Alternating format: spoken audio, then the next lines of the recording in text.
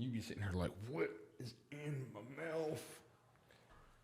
And you like, I put it in there on purpose. Stop it.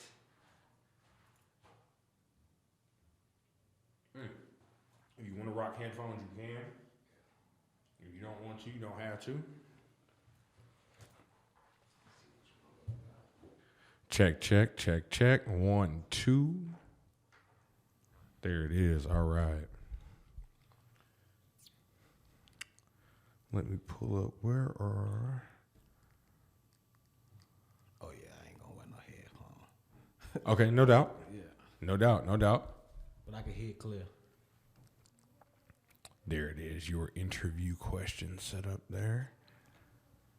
Let's slide that to the left.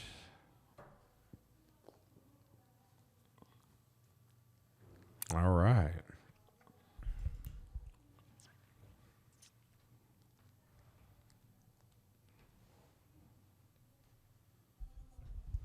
All right, what's going down, everybody? You know what time it is, man. It's your boy, Big Drewski, and this is another episode of Growing With Drewski. It's season 4, and today I've got somebody special in the building, a friend of a friend. So another friend has planted a seed in the garden, and we've got young Duce Millions in the building.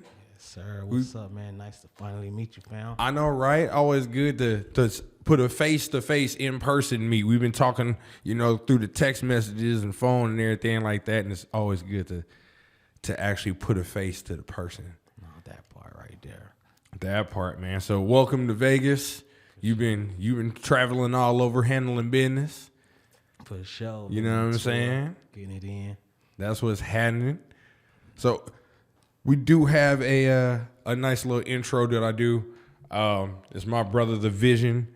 When I told him he released this song, and I said, when I come back from my hiatus, I'm going to steal this and use this as my intro song to the podcast. So we got MTS Clear by The Vision.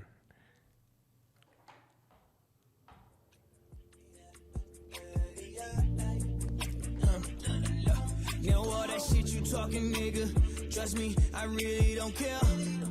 I don't care. It's probably best you keep it walking, nigga. Oh no, you cannot compare. Better look in the mirror.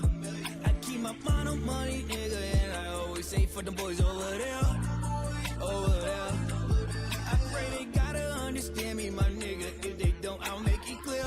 Yeah, I'll make it clear. Fucking all of my John, these niggas keep ringing my line. Trying to recline, so why would I even try? Fucking all of my John, these niggas ain't hitting my line. I ain't got no time to recline, so why would I even try? Hey, I'ma make it clear for you. I'ma make it clear for you. And I'ma make it clear for you. I'ma make it clear for you. You can't walk up in these shoes, and I don't sit up in my chair. Always kept it 100, changing up for the lips, I smell it in the air. Pillow talking here, hustling. I smell it when I see it, fraudulence in the air. Let me keep on fucking my John, I ain't got no time to respond. I keep on calling my line, why would I even try? Cut me fucking my John, and she keep on ringing my line. I ain't got no time to reply, so why would I even try? All that shit you talking, nigga, trust me, I really don't care. I don't care. It's probably best you keep it walking, nigga. Oh no, you cannot compare. You better look in the mirror. I keep my mind on money, nigga. I say fuck them boys over there, over there. I pray they understand me, my nigga. And if they don't, I'll make it real clear. I'll make it real clear. Y'all niggas really want something for nothing, that's right. You sleeping during the day and sleep at night. Now all my niggas got a green thumb. They either blowing flowers or counting them dollars, and that means something. I be on the countryside, I be trying to get away. Ain't try to catch me outside, yeah, I came to play. Go ahead and play around. Loyalty and honesty is what the fuck you stay around. It scares me when your planes, they start to shut up. Then take a peek, you can't be blind, make me fucking wonder. And as you paint your pain through that window pane, it starts to crack from the lightning and the thunder.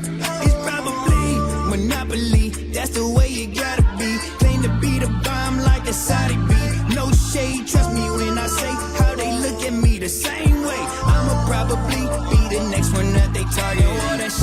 talking, nigga. Trust me, I really don't care. I don't care.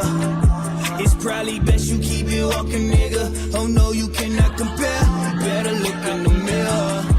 I keep my mind on money, nigga, and I always say for the boys over there, over there. I pray they gotta understand me, my nigga. If they don't, I'll make it clear.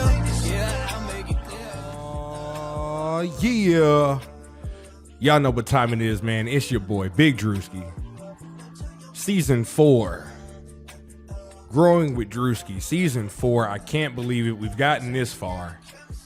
And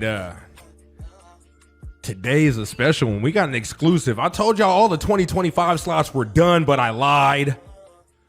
I think I even got a bonus episode for 2024. Ooh, my bad, big dog.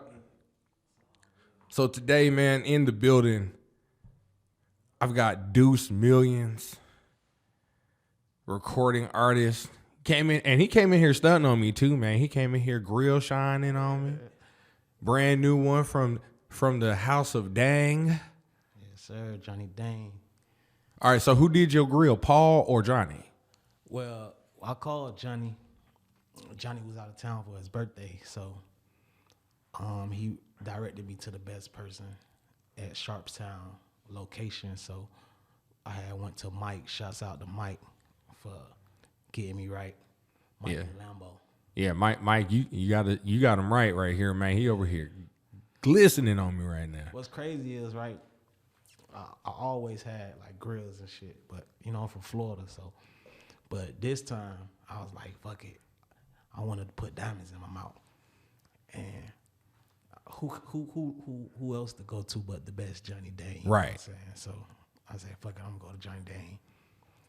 20,000 in my mouth, but I ain't gonna lie, I can't really see it, but y'all can see it. Right. You know what I'm saying? Still to the day, I be looking in the mirror like, you know what I'm saying? Like, is it all that? Yeah. No, that thing hitting. Man, I appreciate That it. thing hitting, man. For sure. So you say you from Florida? Yeah, I'm from Miami, Florida, born and raised. There you go. Now, what brought you? Like, we're gonna go all the way back to the beginning here. We're gonna share your story from Florida and what brought you into the hip hop scene. Well, I was really like born into music. My dad, he had owned a record label, so I was in the studio with my cousins and stuff. I wasn't even supposed to be in the studio at that time. I was like 12, 13. Right. So I used to see my cousins and stuff making music, and I'd be like, dang, that shit look cool.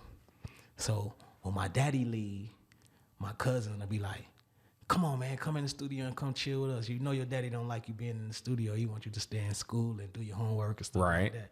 So my cousin kind of like got me turned on to it. Shouts out to my cousin Chief. He the one actually gave me my name, you know what I mean? Okay. Like, he was like, what's your name? What you want to be called? I'm like, man, I want to be called Young Drama.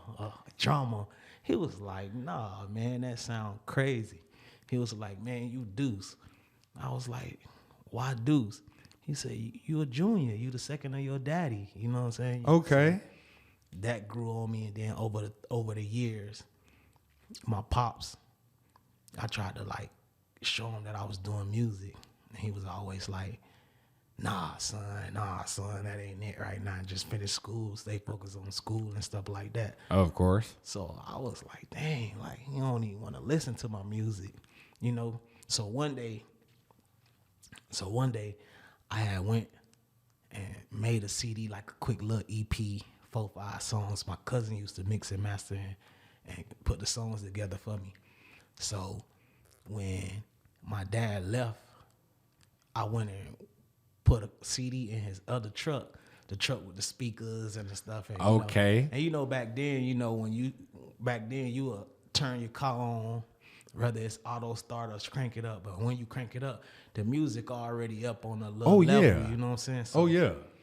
I snuck my CD and took out his Jeezy Motivation 101 CD. Hold on, you took out the Jeezy? He took out Jeezy? Because you know when you put Jeezy in there, there's a certain track you had that ready to ride to. Yeah. You took out that man Jeezy So tape. I took out the Jeezy CD and slid my CD in. Okay. You know? I say, so when he turn the car on, it's going to bump me. So when he cut the call on and started playing my music. He yelled from the top of his lungs, "Boy, where you at?" I say, "What's up, Dad?" I'm coming outside like, "Yeah." He like, "Man, this is trash." Took my CD and flung it across the street. Like, No. I'm talking about like hurt my feelings. You know what I'm saying? Man. But you know, I took it hard. I ain't gonna lie. So I got so mad. I'm like, man, I'm finna show him I can rap. So I had one of my homeboys, my older homeboys, on the other block. He built the studio in his crib. Okay. So I used to go to him. And he was like my escape route. Like every time I get in trouble or get put out the crib for staying out too late, all type of stuff, you know, I go bang it at his crib. Right. He be like, man, you could just go in the studio and just thug it on the couch. You know what I mean? Thug it on the couch. So I used to just be in there while he rocking. I'm watching him charge everybody. I'm talking about everybody who came in the studio. And then when he done, he be like, man, you know, he making beats and stuff. He be like, man, just go in there and rap. I just want to hear something. Just go in there and rap. And like, that's just how it like really started for me. Like, we just started making hella music. Like, you know, he never charged me, never nothing. Shout out to my homie protege, Delman. You know what I'm saying? And it just went from there. And then like, I was like 16, 17 at the time, still in school. Okay. So back So then, you still on the low, what you mean? rapping, not even telling pops. Yeah, like, but you know, Like the pops would stay in school, get your work done, so you had to. yeah, but like, I ain't gonna lie, like, I never was a person who didn't want to just be like, man, fuck school, I'm gonna do my music type shit, because I already had my name and little fame in school back then already. So, Right.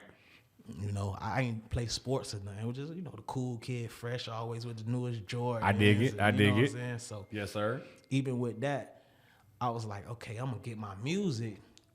And you know, back then it was about burning CDs and stuff like that. So I used to put my music in a mixture of the newest music, making mix CDs. I remember them days. And go to school. I'll pass them out in school, but when I'm done with school, I'll go to the nearest poppin' car wash and sell them for $5, 3 for 10. There it is. You know, so that's kind of like how I really started getting my name in the streets. That's what's up. I'm meeting all the people. I see what kind of cars they pulling up in, and like, oh yeah, I want my music in that car. So I'll run to them. Hey man, I got these mix CDs, all the new hottest stuff. I got, you know what I'm saying? Everybody who was really popping at that time and had that song or two, it was all in the mix CDs. So when I did it like that, they'll play it, and then I'll be like, but this my song on number 2, number 10, number 12. You get what I'm saying? Right. Like that. And then, Slow feed them. yeah, so eventually people will come to the car wash and start asking about me. And then I was like, Oh, where little buddy at with the tapes? yeah, you feel me? And people used to hit my phone and be like, man, you got people calling you asking for CDs. Like, Oh, snap. what kind of CDs you got? What kind of songs you got on the CDs? I was like, shit, just, you know, little mixtures of shit. So then it got so big on that end that the actual CD book boys, you know, because back then it used to have the little duplicators and really make it a hustle. Mm-hmm. So the CD book boys used to get the CDs from me, from the mix CDs, and duplicate hundreds and thousands of them and be out there doing it for real, for real. Right. So it just like grew Not to my knowing city. your song was number 2, Yeah, number you feel 12, and number 15 on there. So it grew to the city. And then, you know, a lot of people started saying, oh, that's Shorty's son. That's what they used to call my pops. You know what I mean? So my dad started hearing about it. And people used to come to him and be like, man, I didn't know you had your son rapping. He fire though. Like, he kind of fire. My daddy was like, huh? Like last time I told him, he was garbage. Yeah, you feel me? So he was like, huh? So he pulled me to the side one day. And he was like, you got people coming to me talking about your music good. Like, what you been doing? Because he used to see me coming with clothes and, you know what I'm saying? I'm trying to get my look together, thinking I'm a rapper. Like, my favorite rapper is Lil Wayne. So I was in my Lil Wayne stage. I feel it. I feel it. So it's like I used to come with my drip, my bathing-ates, all that. He was like, man, where you getting this money from? I was about to say, you in Carter 2 Lil Wayne mode right now. So he told me, he was like, where you getting the money from? I'm like, I've been selling CDs. But at the time, you know, like my daddy was like one of the big dope boys in the game, you know, like stuff like that. So he ain't really like it because I'm putting my face out there and everybody know I'm his son and he thinking security purposes and you know what I'm saying, stuff like that. I feel that. So like he used to just be hard on me, you know what I mean? And like just be like, man, son, like I just really want you to focus on school and get that together, you know what I'm saying? Right. So, you know, I'm like, dang, like I can't win for losing this motherfucker, you know what I'm saying? So years go by, I stayed at it, started doing like little events and interviews and stuff back then, you know. Back then it was about guerrilla marketing. Right. So I used to print my booking flyers with my number on it, you know what I mean? And go everywhere, fill up the gas stations, fill up the schoolhouses, go to other rival schools for the football games and stuff like that. I feel that. Flood it out, you know what I mean? And like it really like grew fast for me. So by the time I turned like 18, I graduated. My pops was like, yeah, son, you about to finish school. Now it's time to get a job. I was like, get a job? I'm like, man. Like, have you not been paying attention? Yeah, so boom, I went and got a job. My first real job was like at UPS. I was like a box boy. You know how you put the boxes in the truck? Right, a loader. Delivery, yeah. Yep. So that lasted for like 2 weeks. You know what I'm saying? But then they was like, okay, you don't like this position, we'll give you another position. I'm like, all right, cool. Like, let's do it. Like, what's the next position? And it was like, we'll make you a driver helper and you get paid more. You get like $19 an hour and you'll be working for like 8-hour shifts. I'm like, you know, at that time, I'm like, well, I could be in the streets making $100 an hour selling CDs. You know right. What I mean? You like the math ain't mathing. Yeah, so, but, you know, I'm still under my daddy house. You know what I mean? So I'm like, you know what, I'm going to take this job. I don't want him to look at me crazy. I just finished school, all that. Much hard as he pushed me to go to school and everything. So, right. Boom, I did. I got the driver helper position. And when I got the driver helper position, that lasted for like a week. But it ain't last for like a week for me quitting. I got hurt on a job. A tree branch went through my stomach and almost came out my back working for UPS. Damn. Because it was down for the hurricane. Oh, shit. Yeah, I was fucked up. Like, I ain't gonna need much lie. I was really messed up. So they say I died because I just remember passing out and waking up in the helicopter, like, you know what I mean? So, oh, shit. I was fucked up for like 6 months, 7 months. Then my dad patching me up, you know, and stuff like that. Going into the sue, you know, he's suing. Right. And like, right after that, it was like, dang, I'm about to get some money, but you know, I'm young. Like, I ain't really knowing how serious the situation is for real. You right. know what I mean? I just know I got hurt, and my daddy keeps saying, oh, we finna go after UPS to get some real money. So I'm like, all right, cool. And my birthday was coming up in October. So I'm like, Dad, boy, I would just want me a nice little car or whatever. I wanted a Charger back then. Right. 2006, I think that was like the first year or the second year. Oh, yeah. When they was brand new. Yeah, you know. He was like, all right, son, you gonna get it, just stay out the way, you know what I'm saying? Like, stay focused with it. I'm like, all right, cool. I really couldn't do nothing. I was learning how to walk again and all type of stuff, so. But then, all of a sudden, my pops was like, man, you gotta move. I'm like, I gotta move? Why I gotta move? He was like, you gotta go stay with your mom for a few. And I'm like, why I gotta go stay with my mom? He ain't never really tell me. So he moved me. I stayed with my mama. Mind you, this is my birthday. I'm out there in Atlanta with my mama. So, okay, so now we went from Florida yeah, up to the A. in Atlanta with my mama. Damn. So whole new scenery, but the music still popping. You know, Okay. people calling me from down there. Like, you old enough now, we could probably get you in some clubs, all type of stuff. Now I'm like, dang, I really don't want to be up here. You know, I don't know nothing about Atlanta. Right. You know what I'm saying? But, you know, my daddy told me I couldn't come. If I'm coming back, I'm going to save up enough and get me a crib back home. You know what I mean? Like, that's how I'm thinking in my mind. So my birthday came. My bad. That's all good. A week before then, my dad, I would call my dad. I'm like, Dad, like, I could come back down at least for my birthday, you know, Right. spend my birthday with you. He was like, yeah, son, I'm gonna send you a flight. So I'm like, all right, cool. I'm finna go back to Miami, turn up with my pops, because my pops was my idol. You know, that was my everything. That Yes, was sir. the person I looked up to the most, you know what I mean? Because he really was handling business and death for all us. And by me being the oldest boy out of 6 of us, Oh, wow. you know, it was like, you know what I mean? He was hard on me. He wanted Oh, me yeah. to show that example for my brothers and sisters under me. Oh, yeah, definitely. So I'm like, all right, boom. My birthday came. I didn't go. So I called him. He was like, I'm sorry, son. A lot of stuff came up. I'm like, man, what you mean? Like, this is the first time in my life I ever cussed at my pops.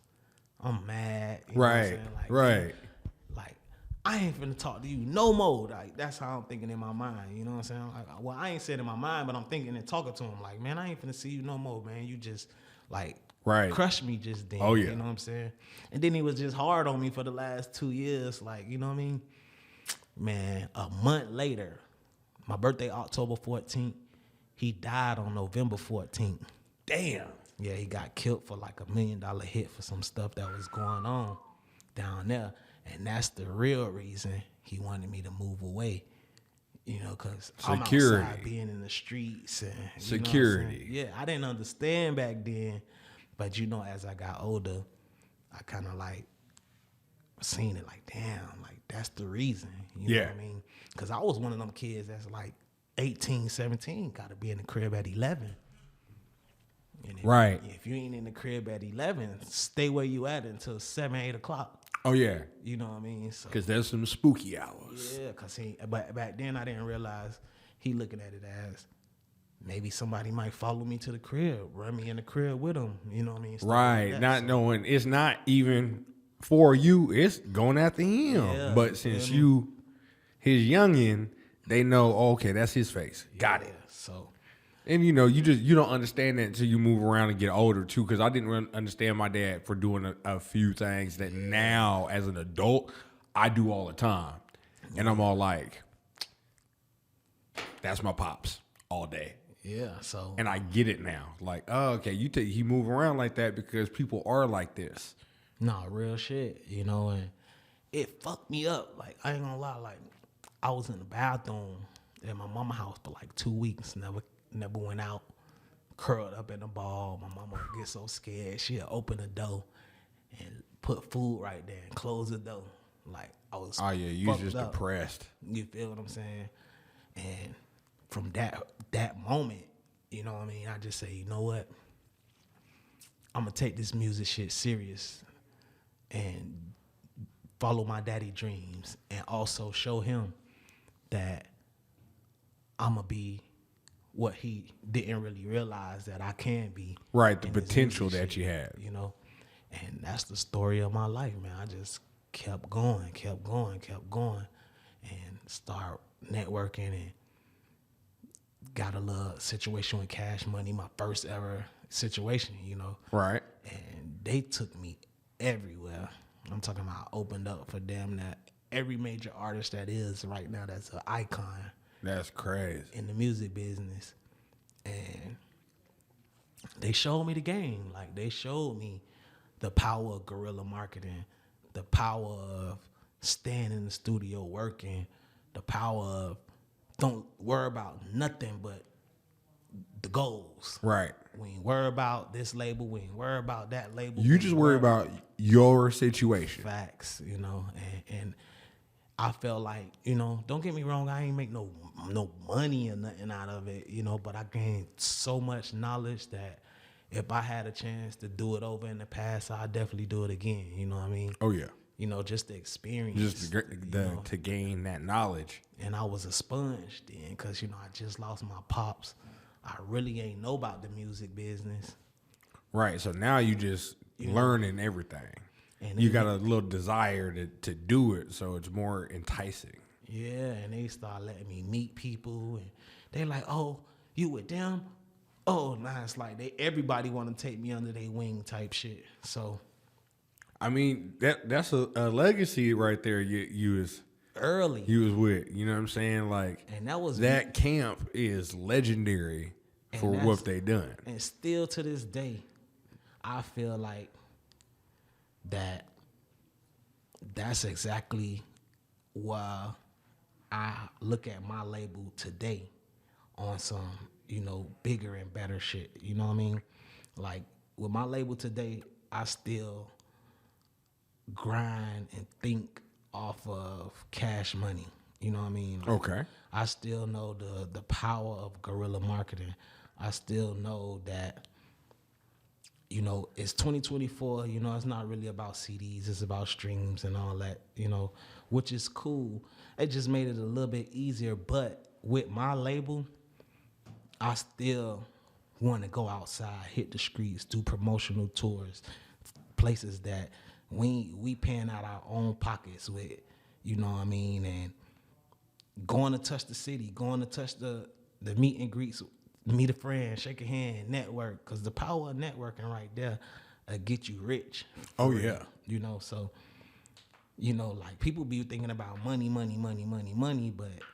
you got to go outside and shake a few hands. Yeah, that'll get you the money. And not only that'll get you the money, people not realizing that, like, your network is your net worth. You know what I mean? So once I knew the power of that, that's still me till the day. Like, I'm going to get out, go out of town on my own budget, on my own funds, and promote. Like, even while I'm talking to you right now, I'm promoting. Like, my phone in my hand. And that's what's up. I'm sending blasts out, you know, like, it's just in me. I got installed like that from that's that cash money. That's that stay in the studio work ethic. Like, if you're not working, why are you here? Like, for real, man. You know, like, that's what I try to teach my artists and stuff like that. That's a part of my team. Like, you know, don't focus on nobody else. Don't focus on the doubts in your head. Just work. You know, when you working, it's going to all come together like a puzzle piece, especially if you got the right team with you. You know what I'm saying? Like, you work on your music, I'll work on the promotion and marketing. You know, the network and the connects that I have through this city, this state, this place, that place, I could put you in these loops. Right. Just give me some good material that's worth presenting. You know what I'm saying? This shit is like a Christmas present. I feel you on that. You can either get a Game Boy or you can get a PS5 Pro. Which one gonna be worth opening up and being excited about? You know what I mean? So that's how I look at it. You know, you gotta just keep working with it. Well, let's talk about your creative process and what does that look like when you're writing or producing your music?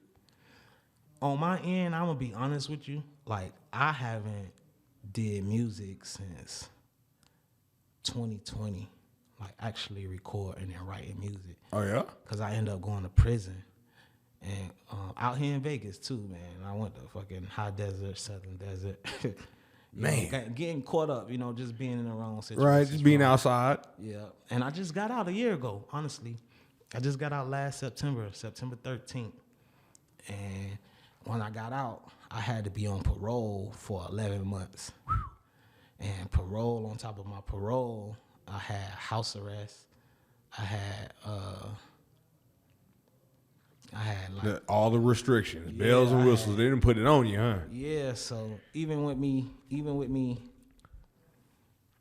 on parole. That sounds like some Judge Bonaventure type shit. Yeah, like even with me being on parole, I had to be in the house on my house arrest by 2:00. So think about it. We let you out from 6 to 2. What the hell can I do from 6 to 2? What am I going to do? That's that early bird day shift job, but like I can't go outside and hustle. Yeah, I couldn't do nothing. I'm talking about nothing. So it was like very depressing, very hard on me. And a lot of people be telling me like, dang, bro, like you ain't write no music while you was in prison. You ain't, do these type of things. Like, I ain't gonna even lie to you. I ain't even read a book my whole prison ride. What? Like, nah, not one. So it's like, I mean, damn, at least I dived into some Tom Clancy, you know what I'm saying, when I was in that motherfucker. yeah. and like it's like when you in prison, your mind, you can either make yourself be in there or make your mind be outside, but your body is in prison. Mm-hmm. You know what I'm saying? And I was the type of person that, I ain't finna be in prison mentally. You know what I mean? That part. So even with that being said, it was just more of me having myself outside. Like I wasn't really on phones a lot. I wasn't really doing that. Some of my girls will be like, dang, like why you not calling me? And on top of that, I did half of my whole half of my whole prison sentence in the hole. Oh, damn. I got into a little fight. A dude stabbed me. And this is my first ever fight in prison. Oh, wow. I'm like, he done stabbed me. I'm finna kill him. I ain't got no knife, but I'm finna beat his ass until these security guards or COs pull me off of him. You know what I'm saying? I feel you on that. I was going so hard at fighting because I'm like, I don't know if somebody about to jump me, nothing. You know what I'm saying? Mm-hmm. But they said I tried to damn near start a riot, whatever. But they put me in the hole half of my whole prison ride. So 23-hour lockdown by myself. And the only hour you do get is to shower or get on the phone. I'm about to take a shower. I'm taking a shower. You know what I'm saying? So I don't really care about getting on this phone at this point. But to be real with you, that was my most peacefulest time in my life. It may sound crazy, but that was my most peacefulest time in my life. Like, I feel that. Started building a program. Like when you go to prison, they gonna tell you like, bro, if you program, your time gonna go by faster. So every day I wake up and be like, I gotta do 500 to 700 push-ups today. I could spread it out, divide it or whatever. Mm-hmm. I'm gonna pray. You know what I'm saying? I'm gonna keep my room clean. So it brought me to that part where I, order some pencils and some pads and let me write my goals. Let me write everything that I'm gonna do when I get out. You know what I mean? Because I know I wasn't finna be sitting there doing no real time. You know what I mean? Right. So that was my whole time planning what I'm gonna do when I get out. And as soon as I got out, don't get me wrong, I got out with nothing. I still was wearing my same prison clothes for damn near a week before I even started getting clothes. First thing I grabbed when I got out was a phone because I knew my network was gonna be my net worth, you feel me? And it's just something about artists when they go do time or just be away, period. And that also right there taught me in my mind that the power of absenceness bring value. You know what I mean? Like, you don't have to damn near go to prison, but stay off every scene. Stay out the way. You ain't got to be everywhere. You know what I'm saying? Like, make them miss you a little bit. Because if they seeing you so much, where's your worth start to come at? If you trying to get money doing music and you trying to get paid in these clubs, why would they pay you if they watching you and they seeing you at this club, that club, this club, that club, this club, that club for free? Because you going there. You ain't booked.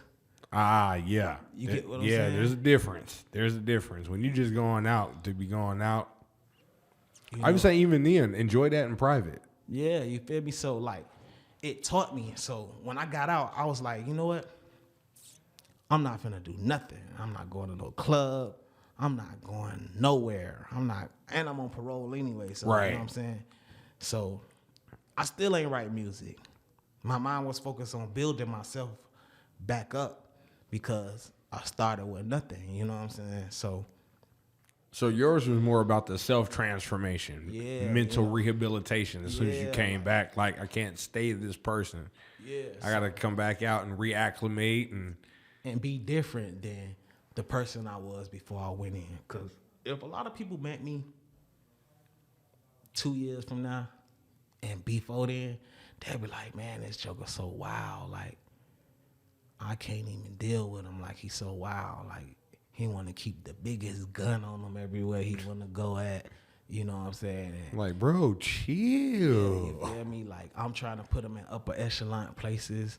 He got his pants hanging down and he want to be gangster. You know, and it wasn't me wanting to be gangster. It just, that's where I come from. My environment, you know what I mean? And not only my environment, you know, after my dad passed, it made me very paranoid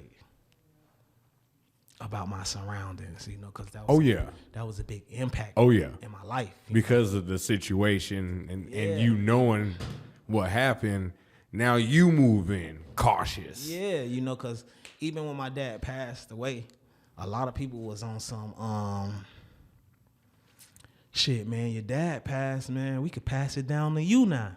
Oh. You know, and I ain't know. Try to get you right in the game. Yeah, like, I ain't never touched coke in my life. You know what I'm saying? So I'm like, nah, I'm good. I don't need it. You know what I mean? And then I see where my dad ended up at behind it. So, yeah. You know, I'm like, nah, I'm good. You know, so I'm going to just stick to this music. You want to support me? Help me push this music. Yeah. You know, if you feel like you owe my pops, help me push this music. There it is. You know what I'm saying? Type stuff. And it worked. A lot of people just was helping me and pushing me, and so it just grew. You know what I mean? Like, it grew crazy.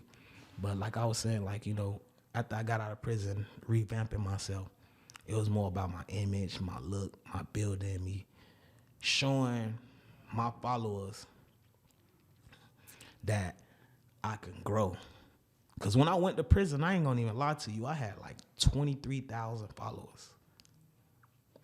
And had to come when right I back. Got out of prison, I'm at 74,800 followers. Real Make life. them miss you. You feel me? Make them miss you. And it's like, but that sound like the word went out on the street, and they went to work for you. Yeah, and I had somebody.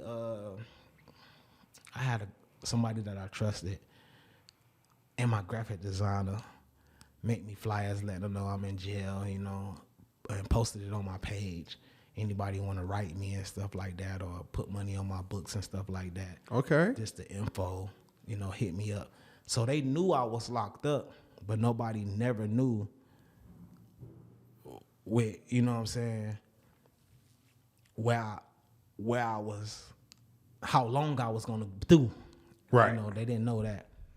But when I got out, it just grew because you know, of course, the stories and stuff like that just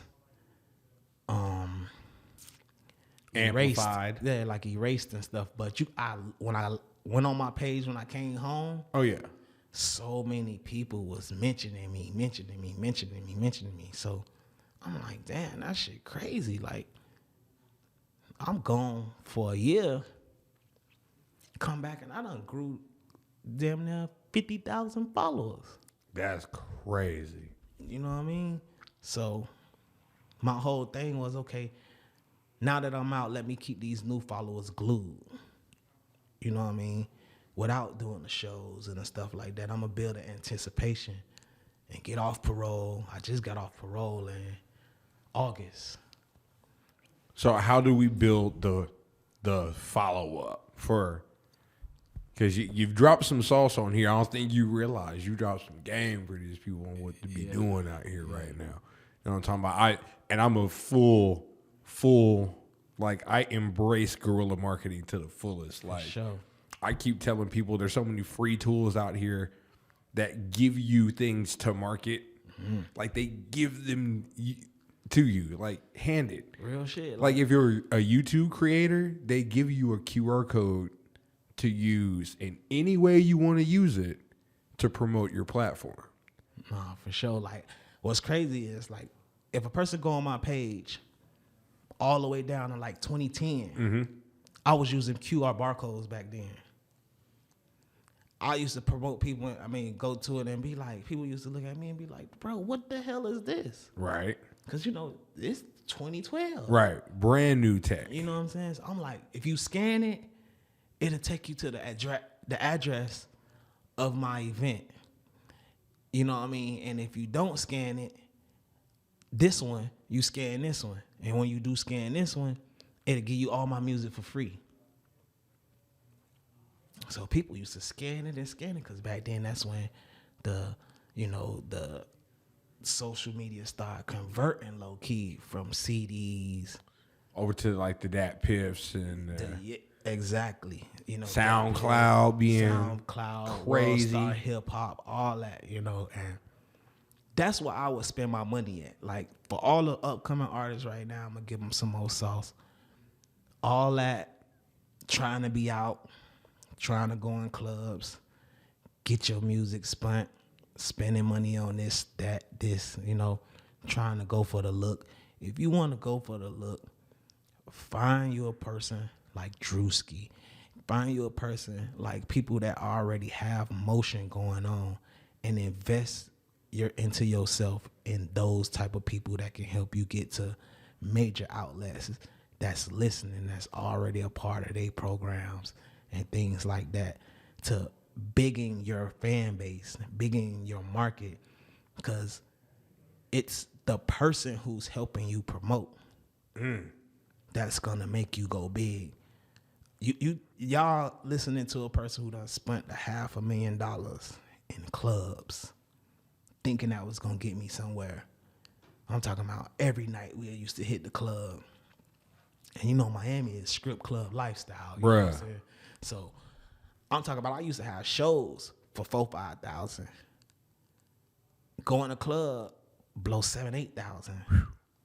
What was the profit in that? Right. I'm down 3. You know what I'm saying? But it looked good. Now you getting booked 3, 4, 5 times this week because people saying, "Oh, this is an easy come up." You know what I'm saying? Like I could book him for $4,000-$5,000, but he finna come in here. But he gonna blow it anyway. You feel what I'm saying? And on top of that, all I gotta do is put my girls on stage. So now the money is coming back to me.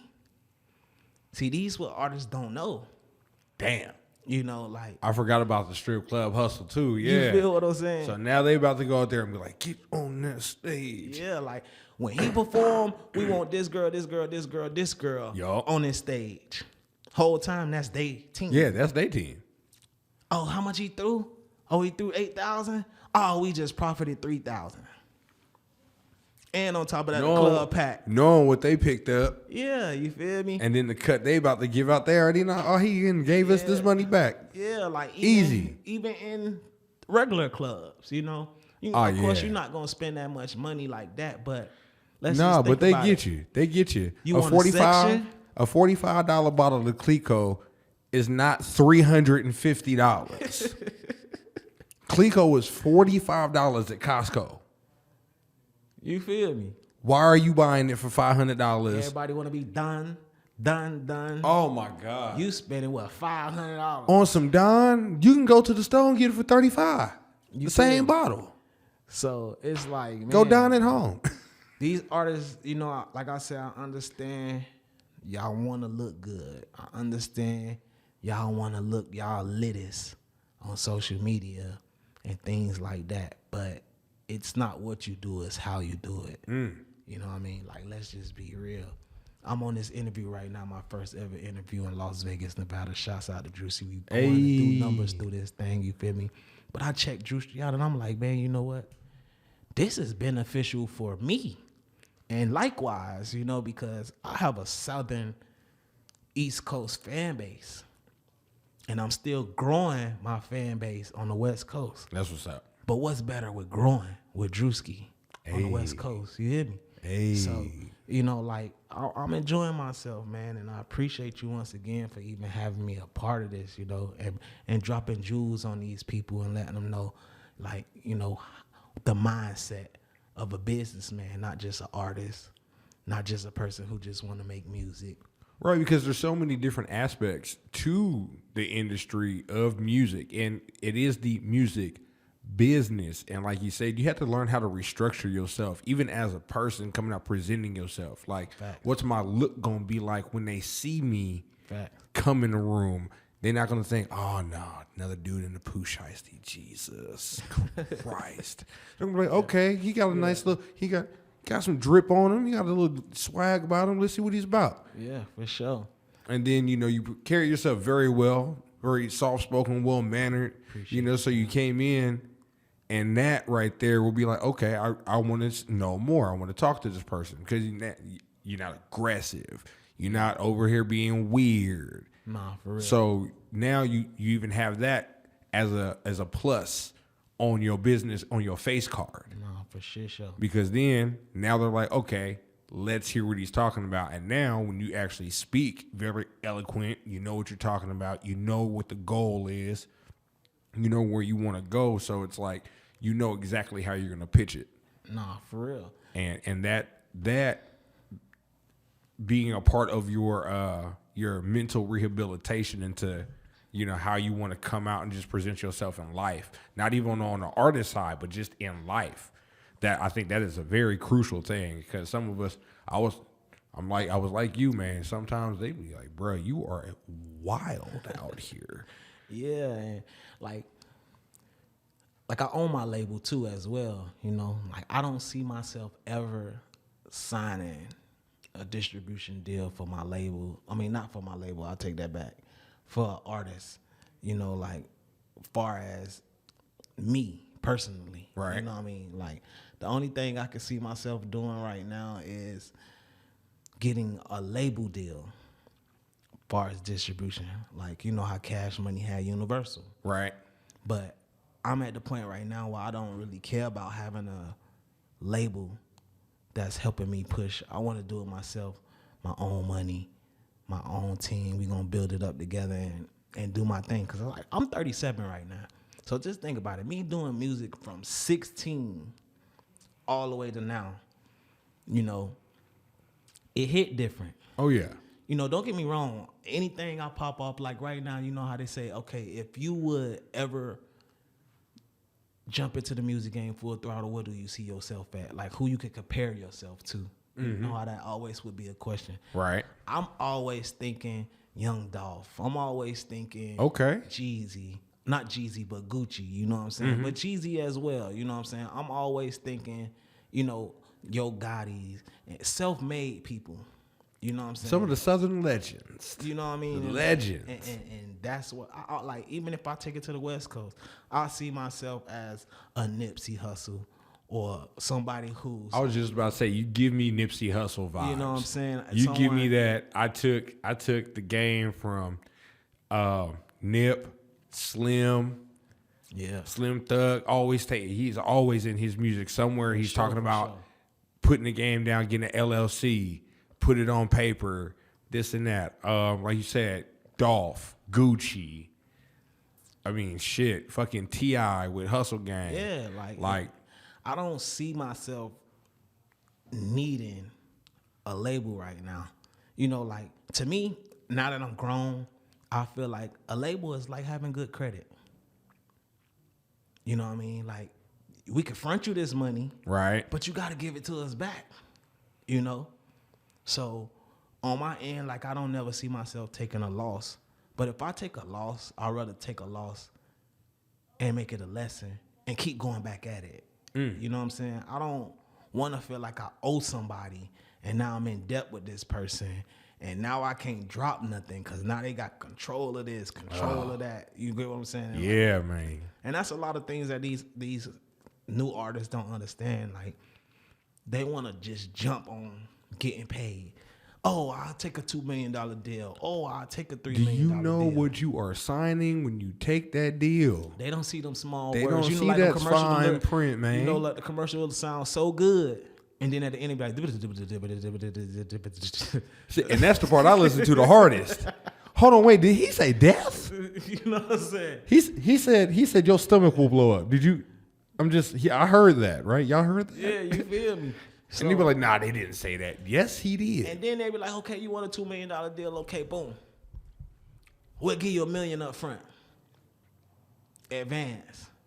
not understanding what an advance is. You know what I'm saying? That is a loan.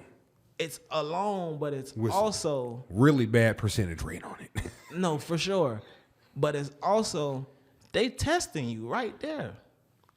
I'm gonna give you this loan and see what you do. And with see where you go with it. Are you gonna go to the studio and start putting in work, or did you just buy a Lambo? Or you bought a big ass chain. You get what I'm saying? Right. Or a whole bunch of designer and all this. Did you do the T-Pain and buy a big ass chain? You feel me? Or blow the whole $1 million with you and your homies that won't even promote a post when you post it. Bruh. You get what I'm saying? It's like, but the labels know that already. Because guess what? They say, okay, boom, thank you. Now you owe us forever. Because you're not finna make this money like now this. you're locked into a 20 album deal. Now somebody got to buy you out. Right. He can't drop anything unless he get bought out or he help us make this money back.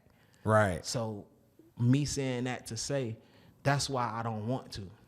You know what I mean? Because I'm not saying I'm super rich or, you know, but I'm financially set. I'm financially stable.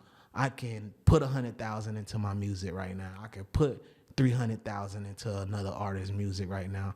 But you'll know where it's going. You get what I'm saying? And I take full responsibilities on those actions when I do so. Right. You know what I mean? Like, my mindset right now is I love Vegas. I really don't want to leave Vegas. So I will make Vegas home for me. Like, this is where I will live at. Of course, traveling out of town, all those expenses. I've been traveling out of town my whole entire career on my own budget. So I know what it takes. Right. To book flights for 5, 6, 7 people. Book 5, 6 hotels. But now they made it better. You could get a big Airbnb. You get what I'm saying? That part. And we all thug it on Utilize top of the that. game. You know what I'm saying? Or I could network and see, okay, I'm finna be here in a week. Who I know who does Airbnb, Yeah. and they'll slide me the price for cheaper. You feel what I'm saying? Let me get that house you in real quick. Hey, is that one rented out for the week? Or hit, Yep. you know, studios up before we get there a week in advance. Hey, man, I'm about to come with my team. How much for a 12-hour block? Okay, I need that 2 days out of the whole 2 weeks we there. But me and the artist know in these 2 days, It's work time. 12 hours.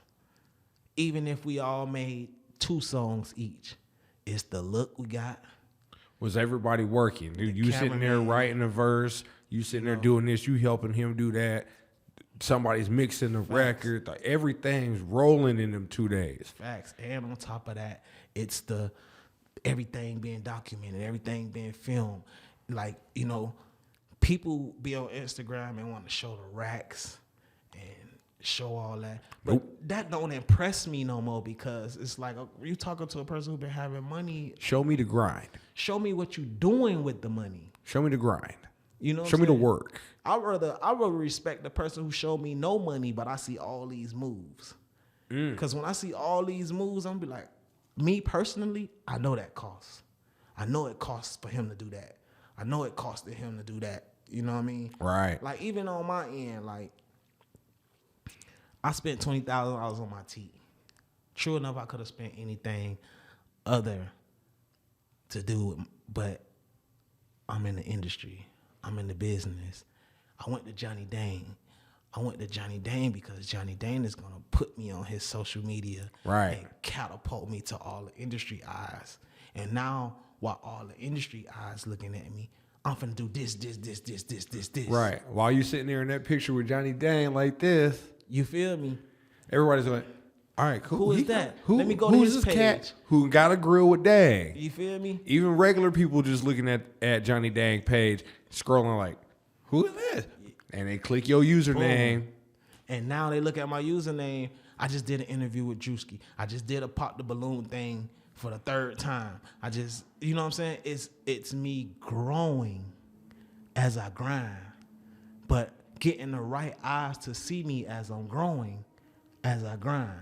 Now, I was going to ask you this question. Now that you mentioned that, that's a great segue. Do you feel, as somebody who's trying to catapult your look that you need a publicist, or are there ways to do this by yourself? It's both. Oh, You know, I'm not gonna. Interesting.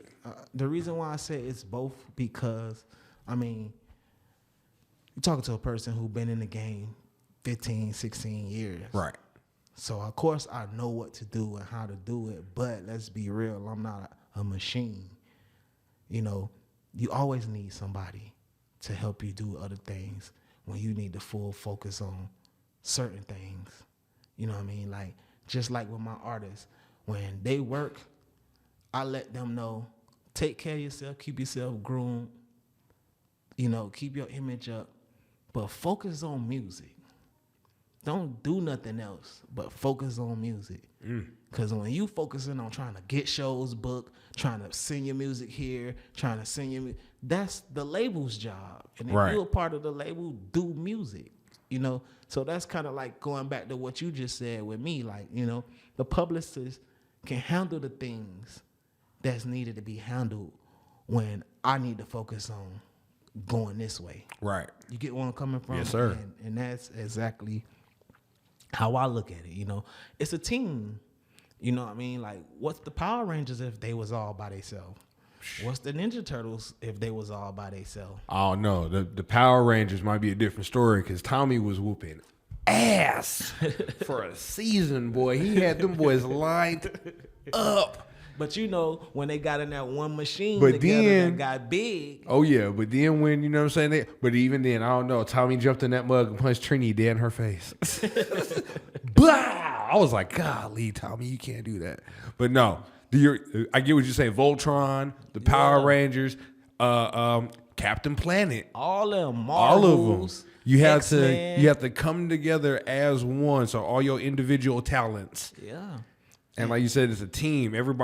Somebody is better at one thing than another person, and somebody got another talent here, somebody got another talent there. But when you bring it all together, and they're all focused on the same goal, Big facts. catapult. Big You can make things happen. And even with me, like, I'm at the point in my life right now, like, I'm really on my CEO shit right now. You know, like, the generations has passed, the time with music has changed. You know, the content with music has changed. Don't get me wrong, I'm still gonna make music for the rest of my life. You know what I mean? Right. I'm still gonna put out great music. That's why 2025 is gonna be my biggest year, and mark my words on this interview. Oh, 2025 is gonna be my biggest year. But I'm also at the point in my life where I'm focused on finding me great artists and putting them in position of power right now. You know, like, I wanna create bosses. I feel you I on don't that. want to create no workers. I want to create bosses. I want to show them everything that I know, experienced, and went through the good, the bad, you know what I'm saying, and make them go through their path a lot easier.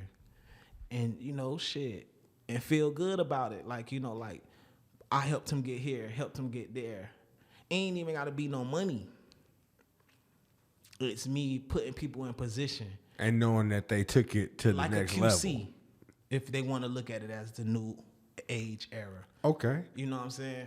So I got a question for you. Speaking from the executive standpoint, so we've seen what's going on in the music industry today with like Drake and Kendrick, and Drake suing the label for the supposed escalation of the song "Not Like Us," when the culture has pretty much spoken and said, "Hey, that song was really it." But then when you go into the behind the scenes of it, like everybody benefited from what he's trying to sue for. Yeah. So as an executive, how do you take that? And what do you teach your artist in that situation? Like, what does this make you teach them now? That's a good one. Me personally, I just say, man, stay out the bullshit. Like, you know, like, don't put yourself in a position that you can't stand up tall in. You can't stand 10 toes down in. You know, like, Drake put himself in that position. You know what I mean? He just didn't know that he was messing with a beast from the West. You know what I'm saying? Like, let's be real. Kendrick Lamar ain't really made no real nice music since 10 years ago. Right. But he's a beast. You can't take that from him. You know what I'm saying? So feeding him fuel to have his biggest come up in his career, you don't know how motivational that is for him. Right. You know what I'm saying? And you can hear it in his music. It's just fun. Oh yeah, it's a whole different level He's not right taking it now. so serious like that, but he is. You get what I'm saying? He's taking it serious, but he's taking it serious as in the benefits of his career. Yeah. But as far as making the diss songs and like that, you can't take that from Kendrick. Like, he the man when it comes to lyrics. Oh yeah. He's the man when it comes to philosophy music. Cause he'll say something that mean 3 different things, and you gonna only take it in on what you heard. Right. But if I take it to you, like, and you be like, damn, I didn't even think about it like that. Like, perfect example, when it was like something A minor. People like, oh, he talk about a minor. But no, when you listen to the actual song that he was talking about Drake on, the beat was A minor. You get what I'm saying? And it fucks people's head up when they start dissecting The his music. entendres. You get what Yeah. I'm saying? So for Drake to try to sue, true enough, I know that fucked this money up. True enough, I know that people ain't really trying to book Drake like that, like, you know, after the big downfall. But let's be real. This the industry, this business. So if we talking executive, Drake, you're about to step down. Who can we step up? Right. Like somebody had to take the place. Like You feel what I'm somebody saying? has to be the new And what's Golden Boy. better than putting light on the West Coast right now? Let's be real. The Midwest, the East Coast been having this shit for the last 15, 20 years. Right. Real shit. So as an executive, if I'm talking head of the heads, Right. why not put Shine on the West Coast right now? Because there's millions of artists over here that sound awesome. There's millions of artists over here that sound wonderful, great, but nobody know. Right. Because the execs still have people thinking Tupac era. You get what I'm saying? And that's where I think Kendrick's exec brain kicked in by having all them artists that locally, everybody know them artists locally. Like they bang them people. Like, oh no, you know Lefty Gunplay, you know Doty, you know. Facts. Everybody know them in the city. Facts. And so now when you get Hey Now, Say Now, and you got Squabble Up, and you got all these other songs with all, now I'm looking to see who Lefty Gunplay is. And Lefty turned up. Yeah. Lefty took that and he said, oh, I'm on Kendrick album? That boy is he everywhere now. Yeah. Took that, and like you said, he took that and he said, oh, I'm gonna grow with it. I'm gonna grow with this. And not only I'm gonna grow with it, I'm gonna bring the West Coast with me. I'm a like that time he performed this song. How many times he performed it, bro? Like 5 times? Rating that back like 7 times. And all the West Coast, Crips, Bloods, all this came together and got on stage and united. That's major. I'm talking about I watched that and caught the chills. And I'm like, that's real shit. Yeah. He probably ain't even know these people for real. But you know, Right. I'm doing this for my culture. But this I'm for doing the- this for my side. I'm doing this for the West Coast. All right, and just to get that moment to happen to where you have the opposite sides and everybody's having a party. Everybody just doing their thing and just like, hold on, You wait. feel me? This has got to be the most peaceful moment in history I was right just now. about to say that out my own mouth. That's history. It's That's some shit like, that Pac and Biggie was doing back then, but now it's fast forwarded to this era of life. You feel me? yeah. And this is going to be talked about for the next 15, 20 years. Oh, 30 yeah. years, maybe. Oh, know what I'm yeah. saying? And that's why it hit Drake so hard. Because he went 10 times extra on not just the lyrics, but the marketing, of the music life, the music culture, the shine on music. And you said the culture. Yeah, He grabbed the people. for sure. That's all you need to do. When the people got your back, you unstoppable in the music industry. Yeah, and like, let's just be real. In these current times right now, if a song don't have no dance with it, it's not gonna get that far unless it's real good music. You know what I'm saying? And the crazy thing is, it's wild that you say that. He said it had to have a dance to go with it. Kendrick didn't even make a song to make a dance to go with it. People naturally, the culture took their natural You get what I'm saying? The culture just naturally came outside and was like, oh, this is what we do to this. Yeah. And the world was like, y'all do what? Oh, you can't create, when you create an album where every song, I mean, even my old ass, I'm 42, and I'll still bust a C-walk. Just, I'm in the house cleaning. Yeah. It's in you. It's just, it's yeah. your culture. It's in part you. of the You get what I'm culture. saying? Like, so it's like, let's just be real.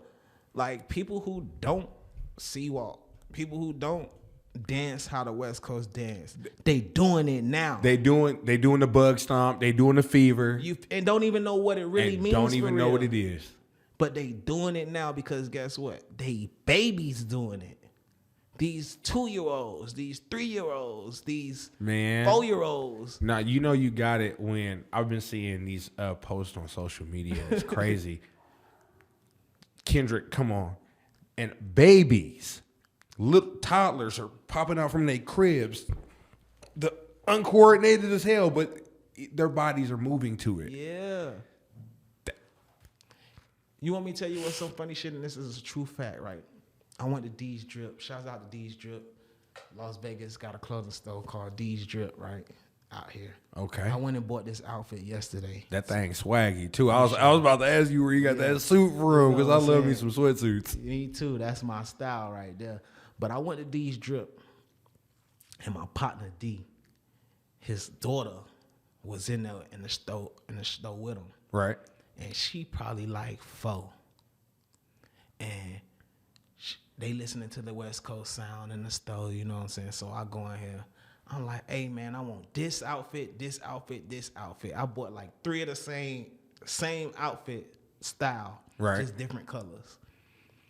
And the little girl in there dancing, when it came in there, the Kendrick Lamar song came on. They not like us.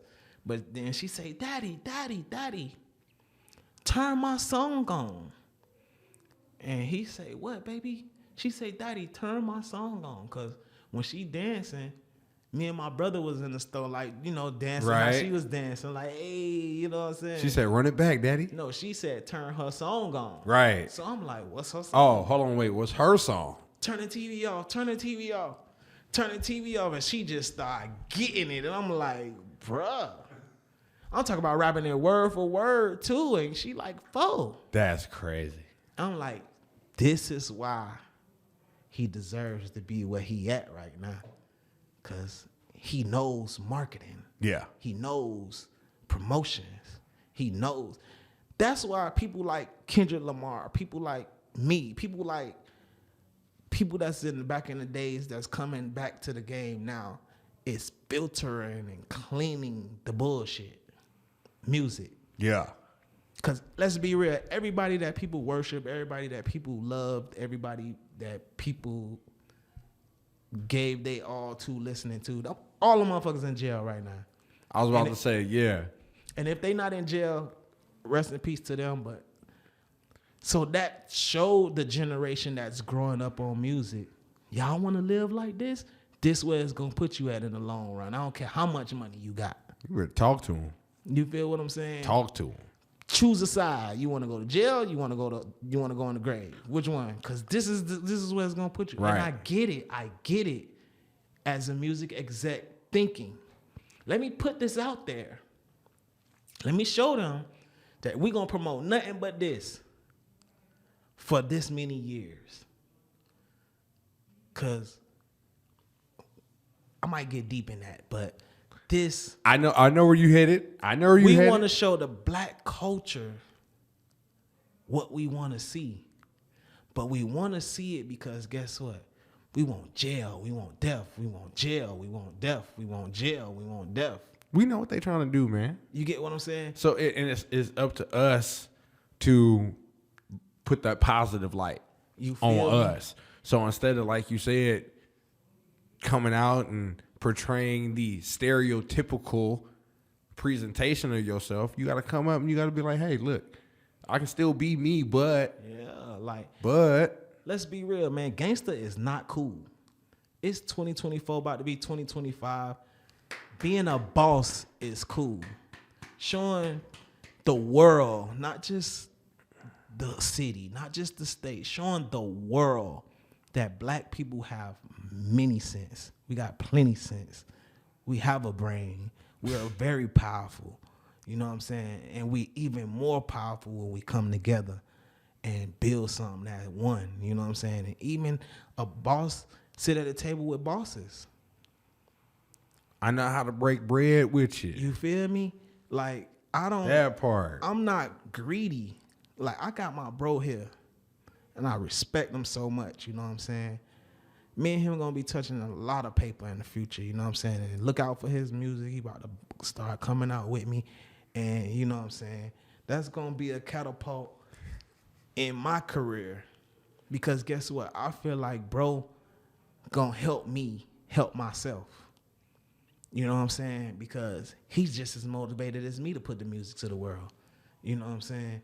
So even with that being said, you know, it's a major thing, you feel me? So like, it's about putting people together, bringing people together, and showing the world, you know what I'm saying, that we can build something unstoppable. We can build something great, you know what I mean? And it's not all about you. It's about we. You know what I'm saying? That part. It ain't no I and we. However you look at it. Ain't no I in team. Ain't no I in we. You feel me? You can barely fit an I in me. But guess what? It feel good when we can break that bread down together. Man. I'm the type of person, I don't care if it's 5,000 and it's 5 of us. Okay, we all walked away with 1,000, but guess what? Look how fast we made that one. Right. So if we all put our heads together and keep putting this 5 up, we keep making a band. Next thing you know, we're going to be making 2 bands a piece. Let's challenge ourselves to do that 100 times. That part. You feel me? And then during that 100 times, somebody's going to be like, hey, man, we need to up the price, man. We selling the dope too cheap. Facts. And now everybody walking off with 3 bands a piece. Facts. 6 bands a piece. 9 bands a piece. And they see the growth in it. And that's all a part of what I'm about 2025. 2024, it was about me building myself, getting myself together, showing the world my growth on coming from nothing. Now that I'm back on my feet, I got myself together. I'm fully established in a lot of different places. I even got my own businesses. You know, shout out Pluto Astronauts. Yeah. For my exotic cannabis company brand that I own. You know what I'm saying? I'm into my real estate. You know what I'm saying? I do management. I got my own record and his label. Packaging is fire. I got it here in the studio here. He did not slouch. You feel on me? this packaging. It is very like his presentation is very presentable.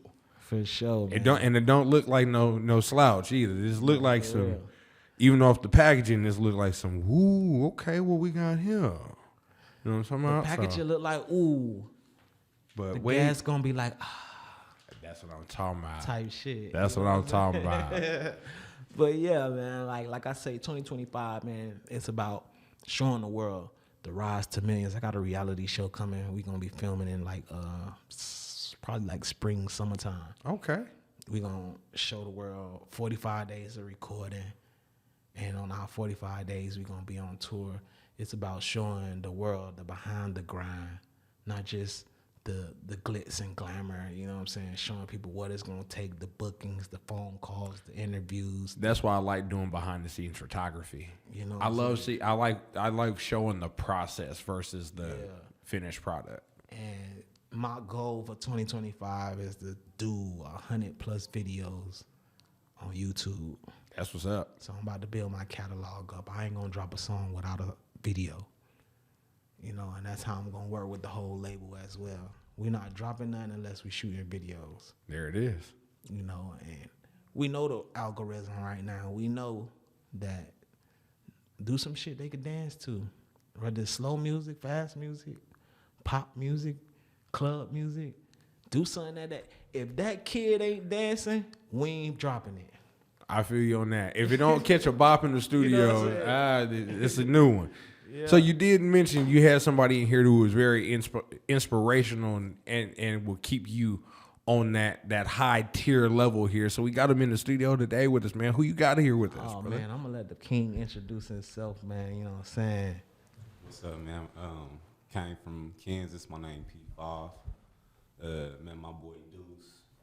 Just do networking, you know, taking a chance. Really, I ain't even know him, did I? For sure. I ain't know him. True. Had never rapped with him. I really accidentally had followed him, trying to follow somebody else. Okay. But, you know, Devon always line everything up the way he do. So, yes, sir. Just was, you know, really observing. Kind of like, it's really crazy because, you know, the universe is the universe, so we all one. But when you come in contact with somebody, he a little older than me, you know, but this is like a reflection. Right. Somewhere where you want to go. That is a successful person. That's, you know, a lot of things, a lot of attributes, characteristics, mannerisms, how I move myself. So okay. You are, you know, like a bird of a feather flock together type shit.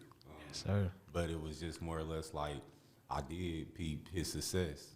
And it wasn't no flamboyant success or just out there. It's like I'm watching this shit. So like he said earlier, you know, when you making moves, if you out here really fucking with some money, if you been out here doing stuff, you gonna know that cost or this is behind that or this is how you supposed to move because of shit. So you peep that, you know what I'm saying? I rapped with him, reached out to him just on some like shit. I recognize that shit, you know, and a lot of people, us being black too, I feel like a lot of that, him being another brother, like, or you know, a lot of just the mindset of us now, like how y'all just talking about that Pac and Biggie shit. Kendrick doing what he did is kind of bigger than that to me because of how the society is already. You know, it was already fucked up back then, but the more it got deteriorated even more through the music and all of that shit and everything else. But I said, man, like, that would have just seeing them like, oh, that's a nigga that's successful. Majority, the mass, that nigga successful. They want to do some shit. They want to be on some fucked up ass shit instead for acknowledging them like, yo, bro, I see that shit. And let me, you know, where I come from, people don't take their dreams. Like, they don't take that shit. So all I did to him was reached out to him, said a few words that was real genuine, you know, and I respect. Actually reached out for real. I reached out and that shit was, I ain't gonna lie, my heart like this. You know what I'm saying? To where I'm like, I don't even know why I did it because that's definitely out my comfort zone. But I peeped him, and it was just real natural shit. Holla like, bro, woo woo. He's like, shit, I respect it. Actually, ain't nobody really just too much did that shit. But also, you know, I am a nigga that's been through some stuff. So I move a certain way, and all I had to do was respect it because I come from that. And all I could do is just be you. And if it flow, it's gonna flow. And shit, I took that. But, you know, when I took it, I wasn't trying to win him over either, though. You know, I'm like, okay, shit, this is easy for me. Be myself. Shit, that's easy. Facts. You know, because if a motherfucker really ain't fucking with me, you know, it's something going on with you. You know what I'm saying? Like, it got to be so shit. Like, you got to be weird, man, not to like me, bro. And then just, you know, like you said, like I said, Devon gonna line it up. So for me to accidentally even follow him, not know, whoop whoop, and then we pop. Oh yeah, it's lining up. That was meant to happen. It's lining up. You just gotta sit back and do your part. He said, do you. Shit, all right, what's easier than doing me? I could wake up and go to sleep and be me. You know? Right. So shit, I'll just let him see what he's seen, whatever he's seen, because I didn't pinpoint or plan, you know, I didn't plan. Like he said, shit, I knew I was doing this. And this was gonna give me exposure through Johnny, so then they gonna be seeing I'm gonna have this lined up. I'm not all this shit he talking. This all good game that I'm soaking up right now, you know, because I just went I could have, now that I'm hearing this shit, I could have got his ass, like, set it up, set the play up, and you know what I'm saying? Like, yeah, bro, but it wasn't none of that, but also just the game he's saying and just how it moved. You know, what he's saying, shit, that's how he is. You know what I'm saying? That's what's up. That's what's up. But I like seeing that you really just a minute to take a genuine look and to actually give him genuine words of like, hey, man, I really like what you're doing, bro. Like, you know, not necessarily even just from, like I said, I'll watch them. You know, I don't know weird shit, but I'm very observant. Right. Pay attention to detail. That's what my pops always told me. And so, like, just watching them shit, he on a lot of stuff I'm on. Like I said, not materialistic world either, you know, spiritually. You know, it's the energy. The big energy, the thing to me is energy. Money gonna come. A lot of shit gonna come. But if that energy ain't right, if the team ain't right, you know, like what he's saying, like, I'm coming to him, I could be coming to the wrong motherfucker and not even know who I'm asking about, and he could be giving me not the game he giving, but he got a mindset to go into the artist, the executive, I gotta still be safe, make it to my spot, you know, like he right. So I know I'm reaching out to somebody that got common sense, you know which ain't so common no more. For sure. And I fuck with P5, man. Like, no lie, like when he first came and reached out to me, you know, like I get 100 DMs in my shit down there every day, you know what I'm saying? But he stuck out, you know what I mean? And, you know, when we first chopped it up, I was like, yeah, bro, you know, I don't really link up with people like that, but do your shit. I'm going to be watching you. Right. That's exactly what I told him. I said, I'm going to be watching you. So in the midst of me watching him, you know, I started seeing, bro, like really doing his shit, doing grown man shit. You know what I'm saying? He ain't really putting in that work. Like real shit. He ain't care about flexing. He care about building his castle. And that's exactly what I look for. You know, a person that's like me. I don't care about nothing else. As long as I could take care of home and be very good at taking care of home and make it home safely no matter what I'm doing or what we doing. Yes, sir. That's what matters the most because my daddy installed that in me from a kid. And I didn't know from when we talked at the beginning. You right. know what I'm saying? Like, and those moves instilled who you are now today as a grown man. You know what I'm saying? Just like my father did with me, not knowing all them little things that they do when we kids and we young men. It come out as when we're adults. And now you notice we lock the door the same way. We move, check around the house the same way. That's why he was moving like that. That's how, right. We get it now. Like, oh, that's why he did that. Facts. And you know, like, what is it, like 2-3 weeks, damn near a month. I've been down here about two months. I hit him probably like a month of me being down here. It happened like that. So you fresh hit down here too. Fresh, bro. I'm saying like I hit him 2 weeks of me, about the third week of me being in my B&B. I'm just sitting there watching like I'm about to hit that nigga and shit. I'm just yeah. And look, like just in that short period of time when I seen him got him a house, I seen him take care of business, putting this shit together. You know what I'm saying? And I'm like, you know what? I love that. Because he ain't come here trying to get in everybody's business, try to get in everybody's face, you know what I'm saying? Right. And he told me from the jump, like, bro, like, I'm not really like, you know what I'm saying, that type of person to just go out, you know what I'm saying? Right. Go after a person, but you know what I'm saying? Like, and that's what stuck to me too, because when I first came here, like, I ain't gonna lie to you, you know what I'm saying? I came here with some hoes. You know, and that's what I went to prison for. So I'm not scared to say it. You know, I feel it. My testimony. You know what I'm saying? You know what I mean? And part of the game. When I came here, I ain't care about nobody else because I had me some hoes, and my main focus was we finna build from this weekly and get multiple places. You know what I'm saying? Right. And just like that, within 5-6 months, I had 3 cribs out here.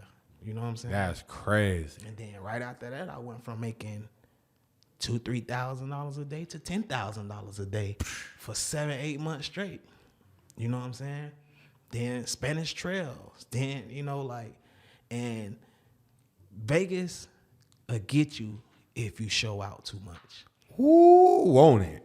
You know what I'm saying? This is my home. I'm born and raised here. This is my city. So you know I ain't tell exactly people that. what I'm talking about. You know what I'm saying? So If like, you don't know how to stay out the way, boy, they gonna swallow you whole. every piece of it. You feel me? And, Eat your life. And that's what was my biggest learning lesson from Vegas. And that and like it's still to this day, I don't regret nothing. Because you learned. You feel me? I learned a lot. I gained a lot. I learned how to move better at anything that I do. You know, because I went from staying in the house for 6 months, making $10,000 a day for these 6 months straight. Then to going outside, hang around this person, hang around that person, hang around this person, not knowing what they already got going on. Right. Now they police like, well, who is this one? Let me look up what he got going on. Let me follow him a little bit.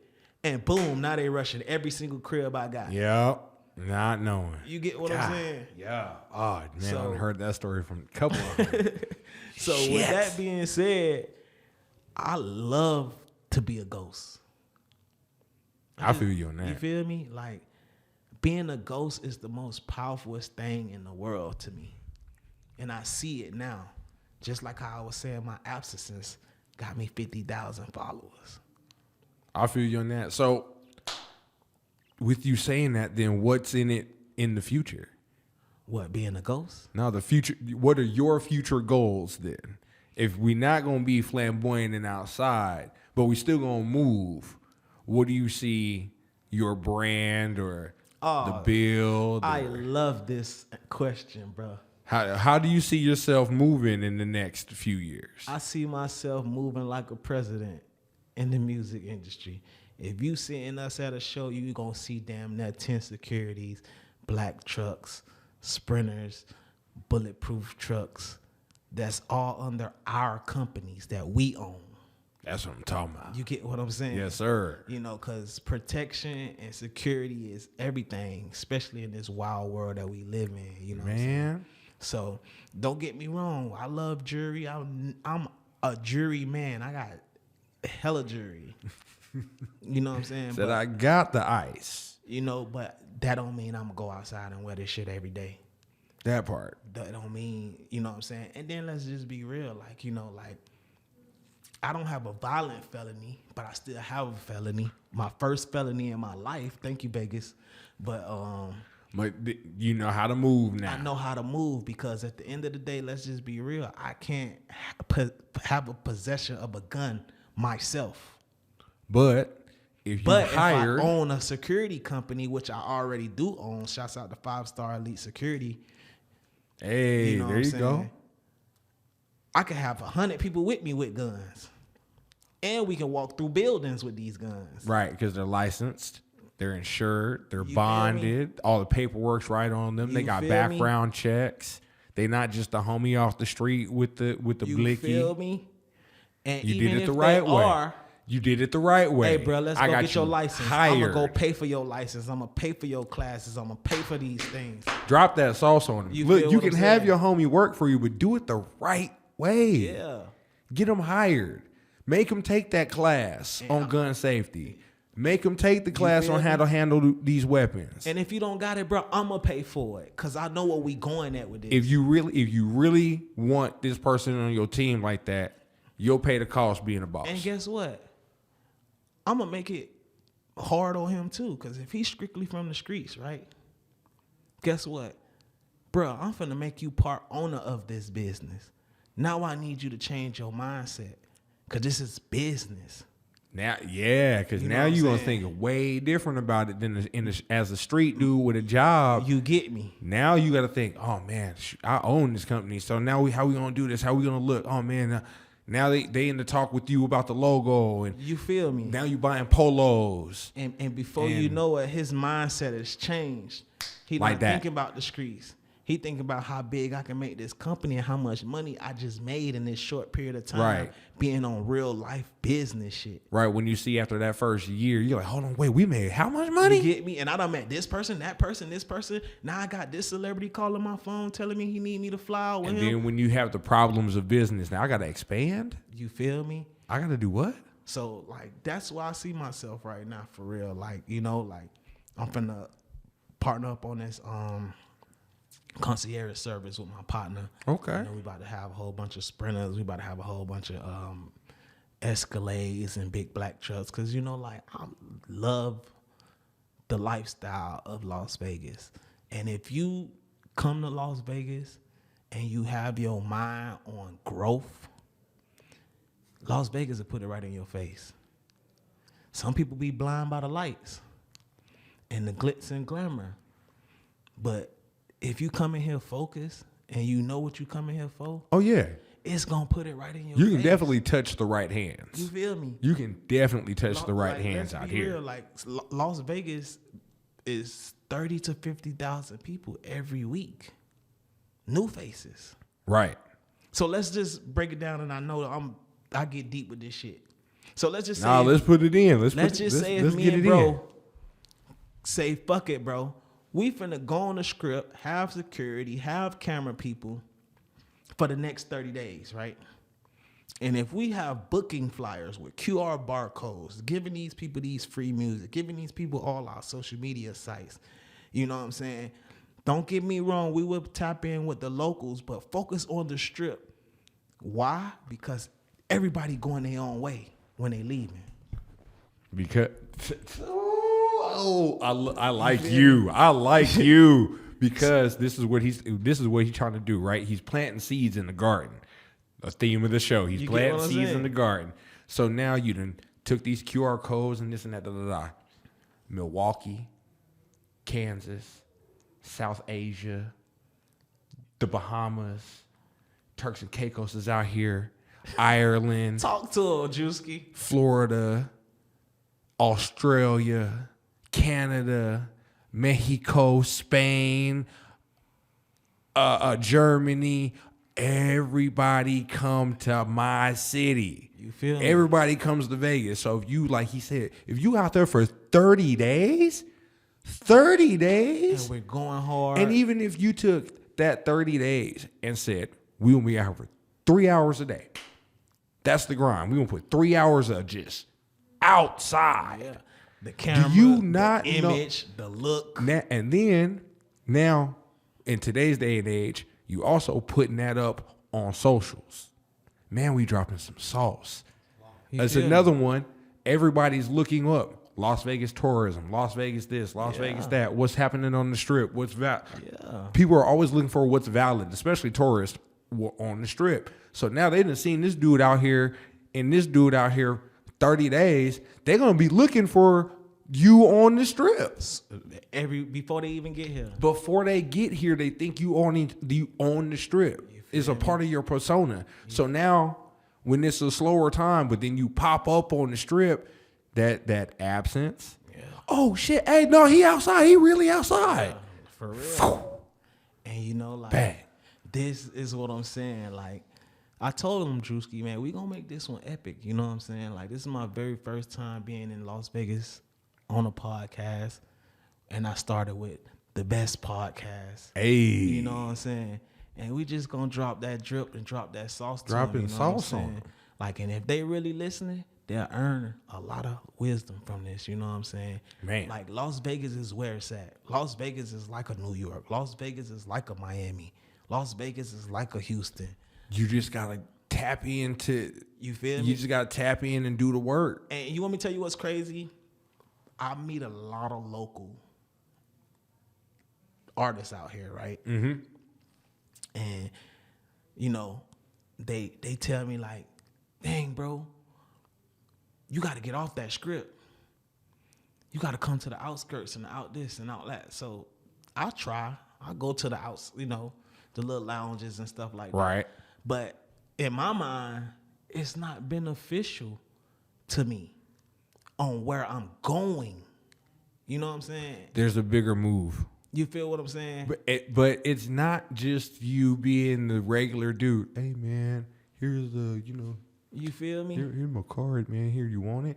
Nah, you said gorilla. You get me? If anybody know the term gorilla is used in different versions of our culture. I'm forcing it in your face. In pimping, in the music, but gorilla mean I'm in your face with it. I'm outside. Shit. When I say I'm outside for Vegas, I'm out. I'm outside. I'm in your face. You see me every day. I'm shaking the hand. I'm shaking the local business owner. I'm standing outside of his sandwich spot every day because I know you got the most traffic out here, and you gonna see me every day with these flyers I printed out myself. Hey man, check this out, yo. No, hey, come here. Yeah. Scan this QR code real quick. You gonna see me having conversations with your traffic, and you gonna be like, man, why is this dude standing outside all day? And then that you never know that dude, especially in Vegas, it'll be the same dude. But hey man, I know somebody who prints out these flyers a little bit better. Now you got to plug somewhere else. That dude knows somewhere who, hey, man, you do music? Hey, what studio you record out of? Oh, man, my homeboy be over there, dog. For real, that's your homie? Oh, man, I'm going to tell him that you know me next time you come through there. All of a sudden, yo master quality skyrocketed. Because you made the connection with somebody and you was yourself and you was real and you was genuine. And that shit really worked, though, bro. You know, like, I'm obviously an outsider looking in or just getting in action. Right. So, all that action that y'all are talking about, that shit gonna come if you just, you know what I'm saying, sit there and play your part in that shit. But like how just, man, it's so crazy because he's saying the power of the absence. You know what I'm saying? We was just out for the first time. Lincoln finally, bro, I seen the shit myself firsthand with my eyes. We walking by individual. The individual damn near thought my boy was, you know, like celebrity status on God. And I look, because I'm peeping. I'm like, yeah, she know you or something. You know, he like, do you even know her? He didn't even see it. And she was. I'm saying she.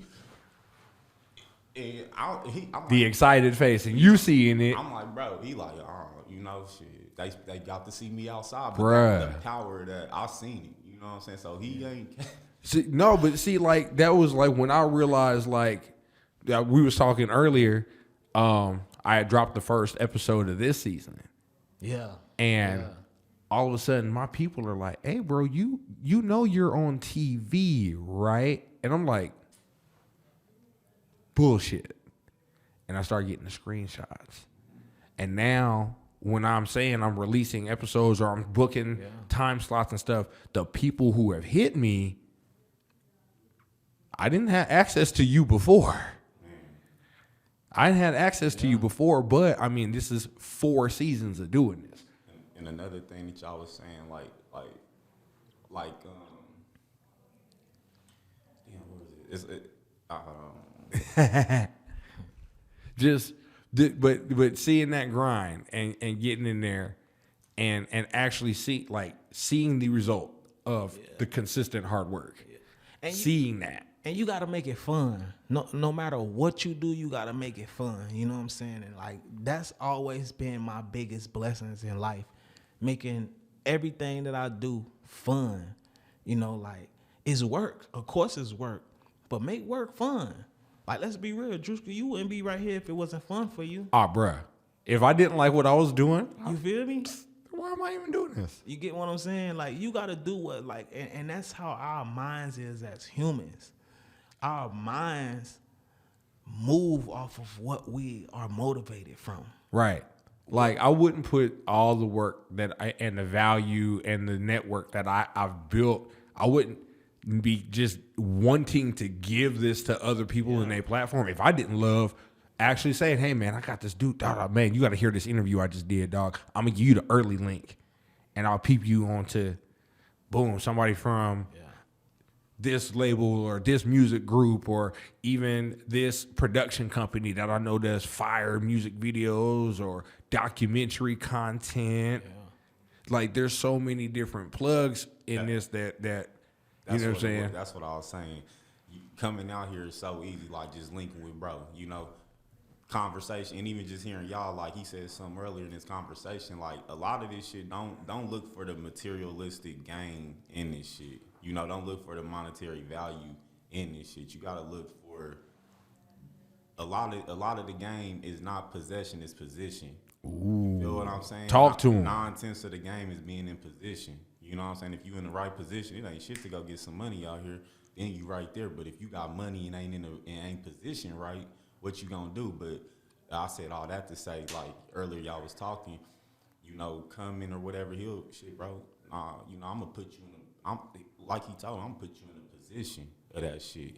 And once you in there, if you got a little bit of sense to get some money, that ain't nothing, because the knowledge that can get you more money is more valuable than the money. Like he said, getting out, he was in prison earlier, or you know, before I've been in prison. Right. There was this T.I. song, like he said, like, shit, you want to get free, but if them doors was to come open right now, what's your plan? Everybody want to be free. What's your plan? You know what I'm saying? So, just you said T.I., and it reminded me of being in situations to where you had to, like he said, you had to know when to leave it, and know when to take it with you. A lot of going on out here though, like y'all, you know, everybody y'all done met will lead you. I haven't had not one person. I'm saying from the day I stepped down. You know, when I got down here, I wasn't even making no money some days. Like, it was fucked up. I was about to go back. You know what I'm saying? But right. I meet the right people, get right inside, you know, line right, got with the right people. Shit, they pushing me they giving me that knowledge that's, the money gonna be right there. Go be in that position. Right. You know, and then it ain't, like where I come from, like hearing y'all talk like this and stuff like that, it's mind blowing to me, because where I come from, they not like that. You know, that's why me reaching out to him, that shit ain't like that. The average would have been like, nigga, get out my inbox, bro. Like, you know what I learned from being gatekeeped info? Talk to him. You gonna hold yourself from people who have gatekeeped me in certain industries, right? And then when I took that will and that fuel, and I said, all right, y'all gonna try me? I'm gonna keep going. I'm gonna do it anyway. He gonna guerrilla market on him. I went out and I made myself better. I went and learned. Okay, I keep saying, like, I need a graphic artist, this and that, somebody help me out, but then it's ass. You know what I'm saying? Like, or they really got me for when I was out there really being a photographer, and they got the most fire headshots for me. And now you don't even want to help your boy out? Like, all right, cool, bet. Y'all gonna see me. And that's what I did. I went and created my brand and the colors and the this and that. And I said, in your face. Or I went out, stickers, in your face.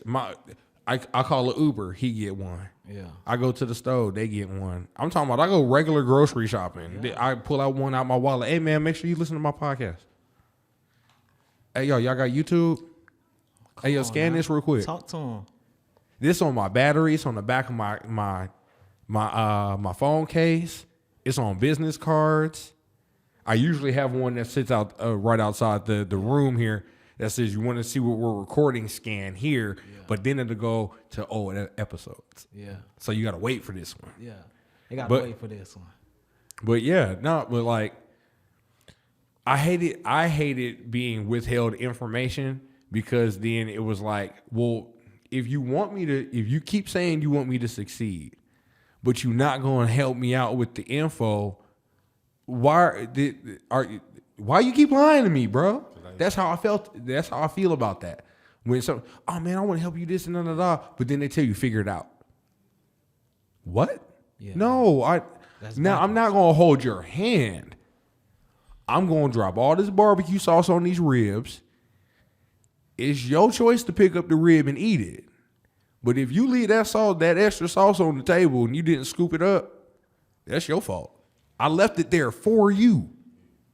To get that extra sauce. I left it for you. So like for me, I love putting out information to people and giving them that info, because somebody's gonna take it and you're gonna see somebody run with it and you go, that's what I meant. That's what I left that there for.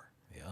And that's what made me feel good. I don't have to, like you said, there's a lot of people who want to, like I said earlier, want to hold your hand through it. And yeah, I did that.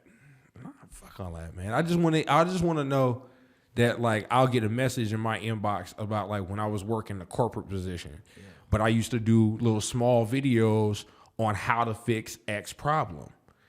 I get a message. Hey man, dog, nobody's ever told me this. That's what I do it for. Yeah, and let's even on my end, giving an artist that exact game, that mindset. Now they're sitting there as an artist going, all right, cool, this would be a better move for me if I do it this way. It's a lot more easier too, though. Coming into it, hearing that, because like you said, a lot of this shit is gatekeeping. So they just, they feeding you bits and pieces to see how you gonna react. They don't want to give you all the game because shit, he might get to that level, and but that's why I said it's really the core of that shit too. You gotta be, your foundation can't even be about the money. You gotta see how that energy is. Yeah. You feel me? Yes. You really got to. You know what I'm saying? And that's how I am. I'm not a person who care about right now money. You know what I'm saying? I've never been that person to care about right now money. I look at things for longevity. You know what I'm saying? I got kids. I got a 9-year-old son. I got a 5-year-old daughter. Let's be real. I ain't meet my daughter until this year. Right. Right before she turned 5. You know what I mean? And over the years, it's grown. My baby mama was like, "Oh, I think this your child. She's starting to grow up and look like you." I'm on parole. I can't go nowhere. I'm like, "Well, I'm gonna book you a ticket. You come here." It didn't happen, but I wanted to know so bad that I sneakily took a flight to San Antonio, Texas, paid for my flight, not knowing if I'm gonna get fucked up when I get to the airport. Boy took all the risk. You get what I'm saying? Went and paid for the test, everything. Stayed there for a day. Went and did that and flew my ass back home. Now this is your daughter. And she Man, see, that's daughter. some stand-up shit. That's some stand-up shit. I love hearing shit like that. When I hear real niggas handle real shit, like, nah, I'm gonna tell them take this P-test. Swab me up. What's up? Yeah. I'll wait. And still to this day, she called me and be like, Papa Bear. Yeah. She bring the softy out me, you know what I mean? And now I see why my daddy was so hard on me. You know what I'm saying? Now I see why he man, don't be great, be greater than great. Because you got people that's always looking up to you, and nobody can't tell them that you ain't great. You know what I'm saying? So it's like my son. My son, that's my biggest fan. My son say, "Daddy, don't ever stop rapping." And I'm like, "Why, son?" He just don't ever stop rapping. That's what's up. And as soon as he meet people, he be like, "Man, my daddy a rapper. My daddy this, my daddy that. My daddy got $2 million in his bank account." Oh man, you're hype man, but you at the same time now you become your dad. Like, hey, yeah, I be like, "Bro, chill." You can't be telling him everything. He was here for the first time for the first time ever for the summer, and I'm talking about, "Daddy, I want this. Daddy, I want that," every single day. Oh yeah. So I said, "Okay, you want to be here every single day. You want this, you want that. I have no problem. You can have it. But guess what? You're going to be my little accountant." He said, "Daddy, what's an accountant?" I said, "You good? You want money every day, right?" I say, "So all this money I make every day, I'm waking you up 7, 8 o'clock in the morning, and you got to count it all for me. Make sure all my money there. Our money." You feel me? So he teaching them. You get what I'm saying? Like, this is ours, so you gotta make sure it's right. You know what I mean? And on top of if that, we short, you gotta let me know so we can handle the business to get it right. You feel me? And on top of that, you in school. Let's learn math. Let's get the pluses. How old is he? He's 9.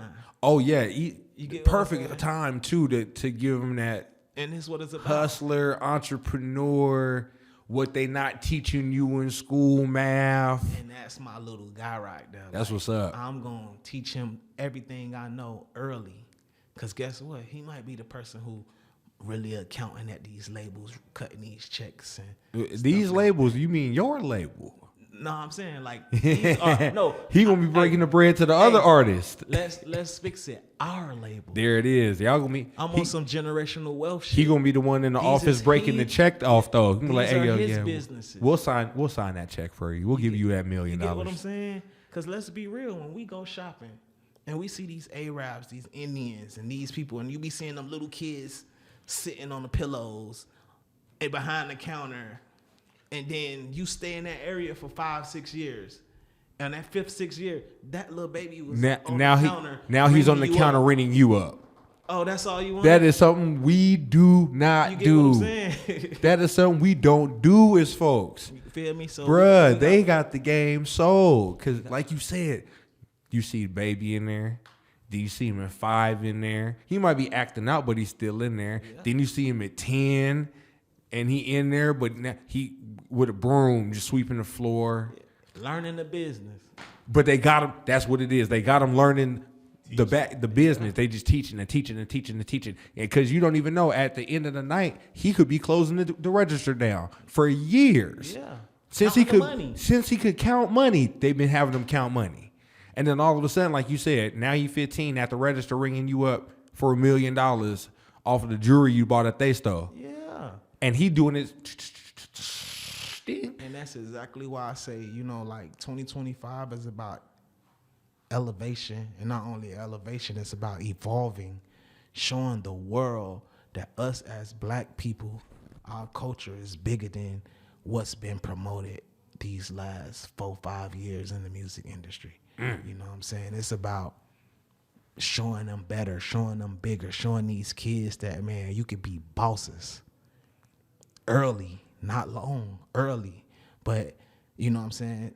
It takes people like us right now to put out this type of stuff to the world to make them open their brain up and not get sucked into the box that the higher powered people promote. You know what I'm saying? Man. I don't care about a Glock with no switches. I care about buildings with switches. That part. You feel what I'm saying? That we own. part. You know what I'm saying? Bruh. We done dropped so much sauce on him, man. And I hate to close this out like this because we have to, because we could keep talking. Man, and I can tell we could keep talking all night.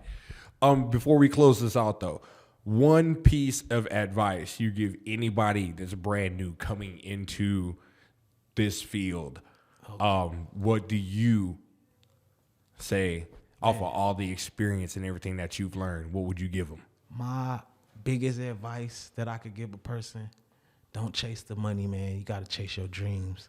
This always was a dream for me, like having my dad as my idol and promising myself, looking at him at that casket, knowing that we only got one mama and one dad, you know what I'm saying, that I'm going to do this for us. So, I never thought about the money. It was my dreams. Every day I wake up, where do I see myself in the business? Where do I want to go in the business? And take action on everything that it takes to get there with this, you know what I'm saying? And before I knew it, whether it was 5 years, 10 years, right now it's 16 plus years, I'm living it for real. And not only living it with the price tag that I owe from somebody else, I'm self-made with it. I don't owe nobody but myself, you know what I'm saying? Right. I don't owe nobody but my kids, you know what I mean? And that's the advice that I could definitely give y'all. Like, man, follow your dreams. The money gonna come. You know what I'm saying? Just stay focused on doing what you want to do in your life. That's going to change your life. You know what I'm saying? That's what's up, man. Tell these people where to find you, man, so they can get some more sauce from you. Young Duce 305 on every social media there is. You know what I mean? And y'all better follow this man, because I even was impressed by the promotion of the interview. That's guerrilla right there. That's what I've been looking for anybody who come on. That's, even if you say you want to be a part of my team, I'm looking for a hustle like that. No, for sure. To where I'm talking about every day leading up until this day, and then even until when the episode drop, I know this man is going to be promoting. And that's that hustle. That's what's going to get you noticed. That's what's going to get you the recognition. People want to see, oh man, this man working. For sure. Like he's promoting it. He got this and he promoted this, and then tomorrow it's still in your face. It's still in your face. Yeah. Tomorrow it's still in your face. It's still in your face. You gotta force it on them. Somebody's gonna be like, all right, man, I subscribe, so I'm gonna see what he's talking about. Nah, for real. Hey, and that's dope. I love it. And I love seeing that grind. So if anybody takes anything from this interview or just watching this man as a man, take his grind. Nah, for sure. Take that and just watch what he did with it. Take that fuel, whatever it is in you in your life that's gonna fuel your fire. Take that and run. Don't walk. Run with it. Definitely, you gotta run with it for sure, man. And you'll run through the right doors. We growing with Drewski, man. Like shit. What's better than growing? Season 4. We growing. It's season 4, man. Growing with Drewski. It's been a special episode today. Y'all, thank you for stopping by and making sure that we all have a good old time here. And I'm going to mess up somebody who's been messing with the studio equipment because they took out the applause. Dang it. But nah, man, Duce Millions. Yes, sir. Thank you so much, man, for coming on and providing us with just a very intellectual talk here that could, in every piece of this, can be spread out. And just if you listen to it, there's so much game that you dropped. And it's really important, not even to the music industry, but I think anybody who's entering the music business. Yes, sir. Not even just as an artist, but if you're in the business of music, I think this episode was really one of those that we needed. And I thank you for coming here and providing us that info, man. Man, I thank you, brother, for even having me a part of history right Big now. dog. For sure. Once again, man, this is your boy, Big Drewski. This is Growing with Drewski Season 4. And this is a great way to close out this episode, man. We are out.